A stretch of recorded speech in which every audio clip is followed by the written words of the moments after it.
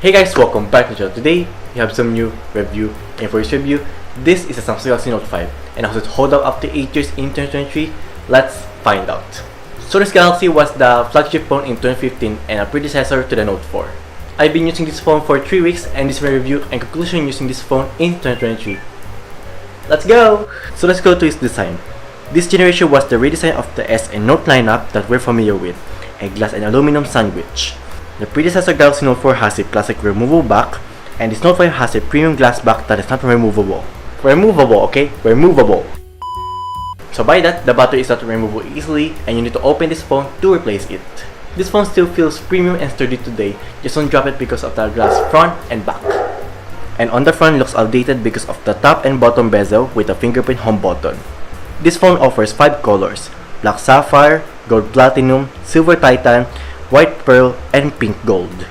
The one thing that I don't like it about this phone that it doesn't have an expandable memory slot. So you're stuck with the storage variant that you've chosen, like this has a 32GB. So let's go to its display. This has a 5.7-inch Quad HD Super AMOLED display with 161 nits brightness. This display is large and great today, even though this is an 8-year-old phone. It's a great quality display, it is sharp, color accurate, and bright. So you can use this outdoors with no problem. This can compete with some screens today, except it doesn't have high refresh rate because it was not common back then, so it was alright.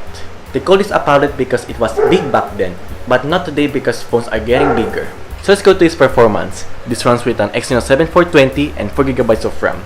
This competes with some flagship phone back then like iPhone 6s, Nexus 6P, etc. This phone shows its age today, but it's still usable and can get your job done. When navigating and using the internet, it's okay, but sometimes it can be laggy to load apps, pages, etc. So you need to be patient using this phone. I tried playing heavy games on this phone like Call of Duty Mobile and it's still playable. You can encounter some lags and frame drops, but you can still play on this phone, and it does hit up pretty fast like one round of deathmatch. You can still play some light games on this phone without encountering many lags. On the software, this is running the latest version it can run. TouchWiz running Android 7.0 Nougat. This software is outdated and it lacks some features that newer software has, like dark mode. But luckily there are still some compatible themes that can make this phone personalized, like mine has dark mode.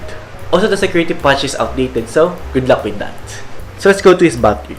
This has a 3000 mAh battery that can charge out to 15 watts wired and fast wireless charging. The battery was downgraded compared to its predecessor, Note 4, so by that the battery drains quickly compared to the Note 4. The battery lasts me 4 to 5 hours on continuous usage. The battery was replaced but is still quick to drain. Then I charge this 2 to 3 times a day with a fast charger. So let's go to its camera. It's a 16MP f1.9 aperture with OIS that supports up to 4K at 30fps. And on the front is a 5MP f1.9 aperture selfie camera that supports up to 1440p at 30fps video. The camera quality was not great compared to phones today, but it's still okay. It has good colors in daylight, but it can get oversaturated and wash out. And also the dynamic range is weak. This is what I found with Samsung's camera processing. It looks oversaturated and washed out sometimes. On the other hand, it's alright, but sometimes there is some noise. The selfie on the other hand, this is what I don't like about this camera. The photos can get washed out and it makes my face look like I have a beauty mode enabled, but it's not. Also it is noisy when in low light. But the selfie camera's field of view is wide compared to the normal selfie camera. This is a back video of the Note 5. It is noisy even in daylight, and the dynamic range is weak as I mentioned earlier. Even the front video quality, I don't like it and there's no option to focus. So to its features, this is the heart of the Note, the S Pen. The design and function are pretty familiar with S Pens today, but of course there's no Bluetooth integration. You can still do some of the S Pen features like Action Memo, Smart Select, Screen Write, etc. But some S Pen features like Translate are not supported anymore because of its outdated software.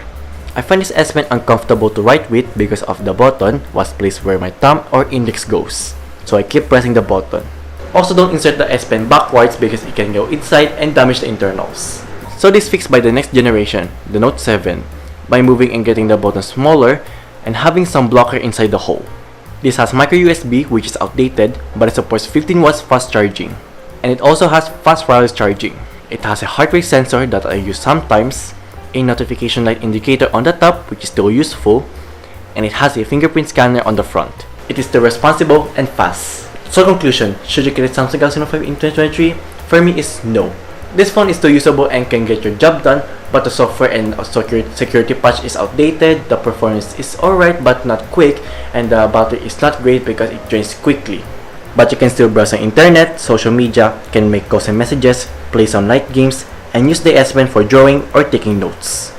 If you want to buy an old Galaxy Note on budget, the Note 8 or Note 9 is the minimum for me.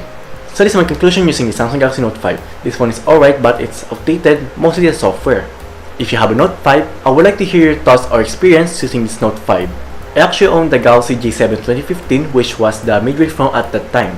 When comparing this phone to that phone, of course this has more features and is premium because of the glass and aluminum sandwich compared to the plastic around, and is a bit faster than that phone. So that's my Samsung Galaxy Note 5 review in 2023. Make sure to subscribe, turn on the notification bell to know when I post a video. Also next video when you like this review of this phone. So goodbye and see you at my next video. Bye bye!